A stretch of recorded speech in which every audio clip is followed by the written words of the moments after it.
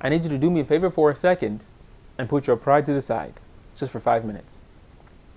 I need you to put to the side all the things your wife isn't doing for you, all her shortcomings, all those things that you promised to do that she's not doing.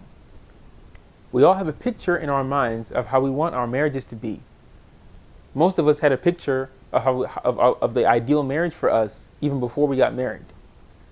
In order to make this become a reality, we have to be the ones to take charge of this.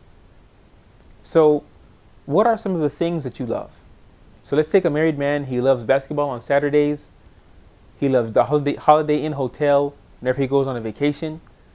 He loves Burger King, and on and on.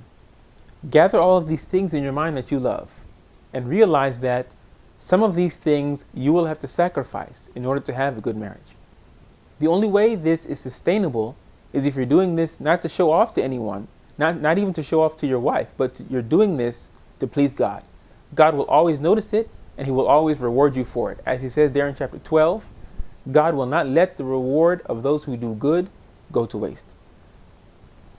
Do things for His sake, and you're not at the mercy of others, of others' treatment. Rather, you always take the high road, and you treat others better than they treat you, rather than watching closely how they treat you and responding in kind. And this requires a whole mindset change. Okay, and I'm not saying to become a doormat. Okay, there's a balance.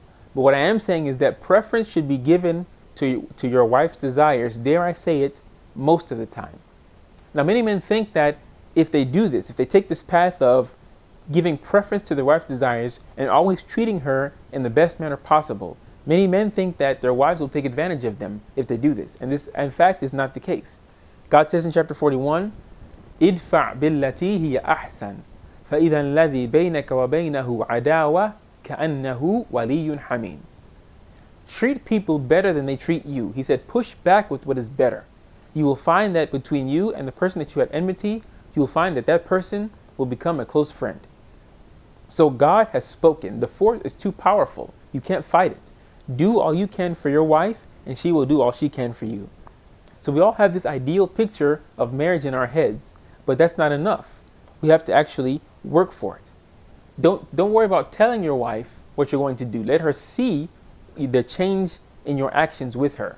Okay, the results is the name of the game. There needs to be a tangible improvement in the way you deal with your wife.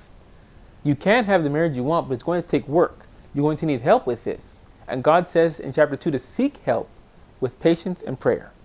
Now, I can't promise to change in 30 days. I can't promise to change in a year, in 5 years. I can't promise any of that. All I know is that eventually it will happen. So we have a new focus now. No more complaining that she promised this, she used to do that, life used to be like this. We need to take charge and be the change we wish to see. Someone said it best.